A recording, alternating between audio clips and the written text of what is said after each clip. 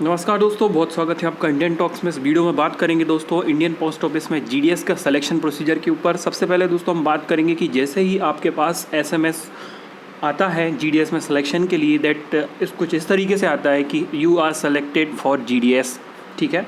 और संबंधित जो भी बातें आती होंगी वहाँ से लेकर दोस्तों आपका मेरिट लिस्ट में नाम आने तक, उसके बाद में आपके पास में इंटीमेशन लेटर आता है, फिर कैसे आपका डॉक्यूमेंट वेरिफिकेशन होता है, कैसे फिर आपकी ज्वाइनिंग होती है, और ज्वाइनिंग से पहले भी कैसे आपकी प्रोविजनल लेटर आता है, उसके बाद में फिर परमानेंट लेटर आता है। सभी बातों को हम सीरियल से जानेंगे और ये भी समझेंगे दोस्तों कि जीडीएस का नौकरी करना कितना अच्छा हमें पड़ता है, और इसके फिर प्रमोशन, और उसके बाद में दोस्तों इसमें हम कैसे अपना इंटीमेशन जारी कर सकते हैं, उसके बारे में भी हम इसकी बात करेंगे। तो चलिए शुरुआत करते हैं अपने इस वीडियो लेक्चर में। सबसे पहले दोस्तों आपको दिखाना चाहूँगा, ये कुछ इस तरीके से होता है इंटीमेशन लेटर में। ज़्यादा इस पे जाना नहीं चाहूँगा, हम अपने बात करते हैं, मुद्दे की बात करते हैं दोस्तों। तो देखिए, सबसे पहले मैं आपको प्रोसीजर समझा देता हूँ। सबसे पहले क्या होता है दोस्तों, जैसे ही आपने फॉर्म भरा होता है उसके 2 से 3 महीने और बेसिकली 4 महीने के बाद में आपका रिजल्ट आता है। लेकिन रिजल्ट जो मेरिट लिस्ट बनती है, उस मेरिट लिस्ट के आने के पहले दोस्तों सबसे पहले आपको एक एसएमएस आता है उस मेरिट लिस्ट जारी होने के 2 से 3 दिन पहले। जैसे कि अभी हुआ था जम्मू कश्मीर में, जैसे ही रिजल्ट आने वाला था, यानी 29 सितंबर को रिजल्ट आया, तो 26, 27, 28 से आपके जो हैं एसएमएस आना चालू हो गए थे। तो दोस्तों सबसे पहली प्रोसीजर होती है, आपके पास में एसएमएस आता है। उसके बाद में अगर आपने वैलिड ईमेल आईडी डाला है तो ईमेल भी आपके पास में आता है। इसके आगे का प्रोसेस क्या होता है कि फिर आपका मेरिट लिस्ट बनती है पोस्ट ऑफिस जीडीएस की ऑफिशियल वेबसाइट के ऊपर। वहाँ पर आपका मेरिट लिस्ट में आपका नाम दिख जाता है। फिर हम चलते हैं आगे। अब आपको दिख रहा होगा इंटीमेशन लेटर। सबसे पहला जो जीडीएस में सिलेक्शन का पहला स्टेप होता है वो होता है इंटीमेशन लेटर।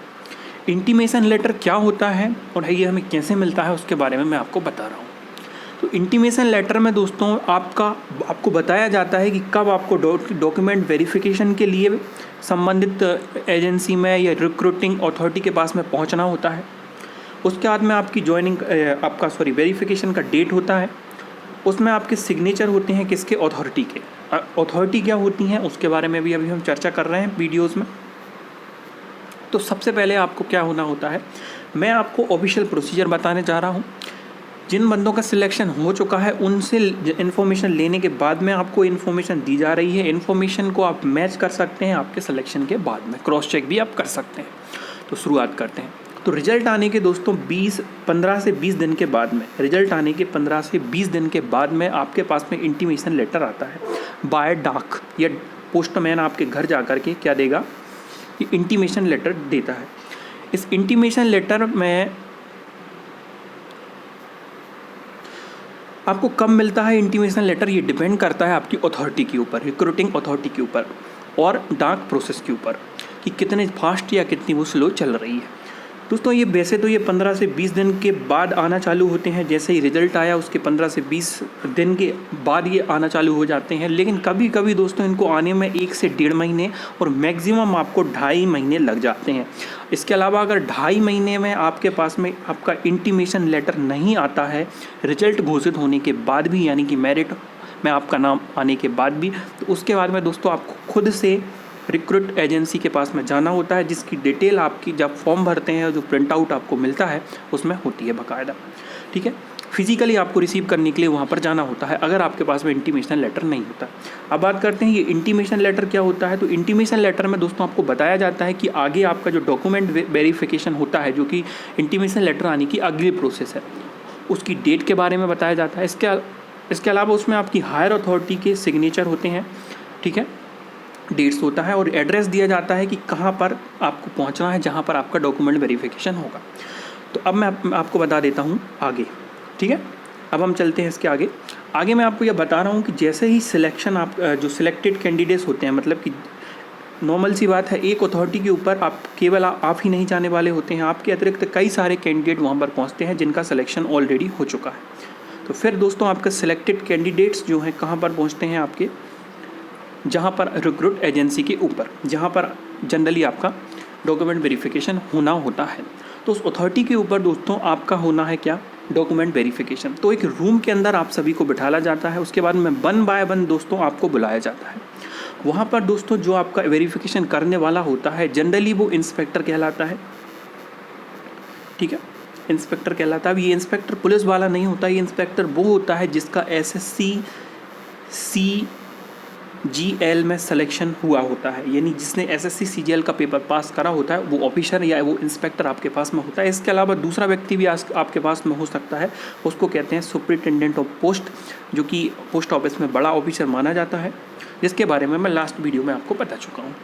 फिर दोस्तों आपको 1 बाय 1 आपके डॉक्यूमेंट चेक करवाने होते हैं। अब डॉक्यूमेंट्स कौन कौन से आपको वहाँ पर लेकर जाना है, इसके लिए आपको अगली वीडियो का इंतज़ार करना होगा। अगली वीडियो में आपको एक एक डॉक्यूमेंट्स के बारे में बताया जाएगा, ठीक है।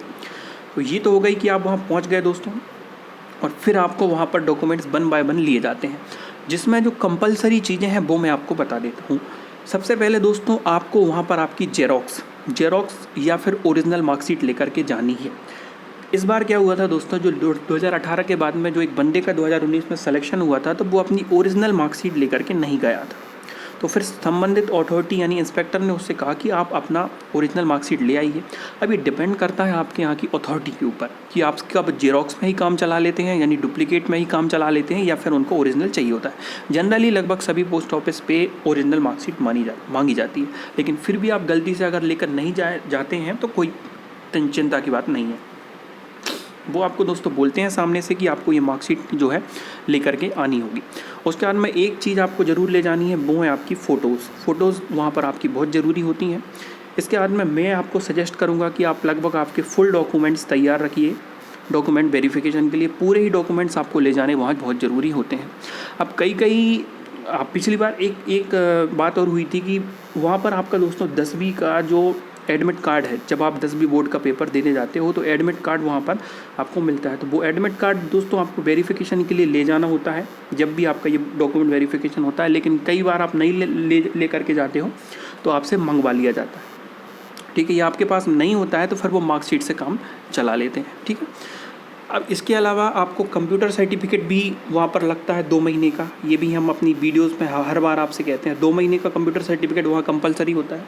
अब ये डॉक्यूमेंट्स अगर आपके पास में नहीं है तो टेलीग्राम ग्रुप में आप मुझे मैसेज करें, मैं आपको बताता हूँ इसकी जुगाड़ क्या होती है, ठीक है। अगर आपके पास में नहीं है, आपका डॉक्यूमेंट वेरिफिकेशन का डेट भी आ गया, लोग आपसे बोल रहे हैं कि नहीं 2 महीने में नहीं बन सकता, तो उसकी कुछ बातें भी होती हैं, मैं आपको बता दूँगा। इसके अलावा कई अथॉरिटी के ऊपर हम देखते हैं जनरली कि आपका पुलिस वेरिफिकेशन भी होता है। पुलिस वेरिफिकेशन होता है और आपके जो सभी डॉक्यूमेंट दिए जाते हैं उसका क्रॉस वेरीफाई उसको किया जाता है कि वो सही है या गलत है।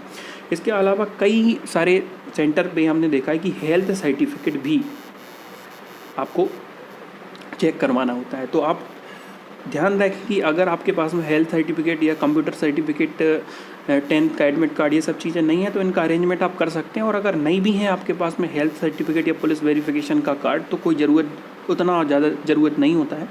वहाँ पर आप पहुँचने के बाद में अगर वो आपसे स्पेशली बोलते हैं कि आपका पुलिस वेरिफिकेशन ज़रूरी है, फिर आप जाकर कर सकते हैं। ये 1 हफ्ते के अंदर पुलिस वेरिफिकेशन आपका हो जाता है पुलिस स्टेशन से आपके पास में जो है, ठीक है। ये तमाम चीज़ें आपकी हो गई। फिर उसके बाद में दोस्तों आपका ये डॉक्यूमेंट वेरिफिकेशन का काम ख़त्म हो जाता है। आप वहाँ पर जो इंस्पेक्टर होता है उससे आप तमाम तरीके की बातें, तमाम क्वेश्चन आप उनसे पूछ सकते हैं, जो भी आपके मन में जो बातें उठ रही हैं वो काफ़ी इनिशियली आपके क्वेश्चंस का आंसर भी देते हैं। उसके दोस्तों फिर करीब 1 से 1.5 महीने के बाद में, मैं ये मैक्सिमम समय बता रहा हूँ, 1 से 1.5 महीने के बाद में, हो सकता है 20 दिन, हो सकता है 25 दिन के बाद भी आपके पास प्रोविज़नल अपॉइंटमेंट लेटर आता है। आपके पास में पहले परमानेंट लेटर नहीं आता है, ध्यान रखिएगा, परमानेंट अपॉइंटमेंट लेटर नहीं आता है। सबसे पहले आपके पास में आता है प्रोविज़नल अपॉइंटमेंट लेटर आता है। ये सब होने के बाद में, जिसको हम जॉइनिंग लेटर भी कहते हैं, फिर उसमें आपको बताया जाता है कि कब आपको सिक्योरिटी डिपॉजिट करनी है, ठीक है, कब आपकी जॉइनिंग होती है, किस डेट को आपकी जॉइनिंग है, उस प्रोविज़नल लेटर में आपको बता दिया जाता है। तो ओवरऑल अगर हम देखें, फिर इसके बाद में आपको जॉइनिंग दे दी जाती है। आपको उसमें प्रोविज़नल अपॉइंटमेंट लेटर में बता दिया जाता है कि इस तारीख को आपकी जो है जॉइनिंग होनी है, इस डेट को आपकी जॉइनिंग होनी है।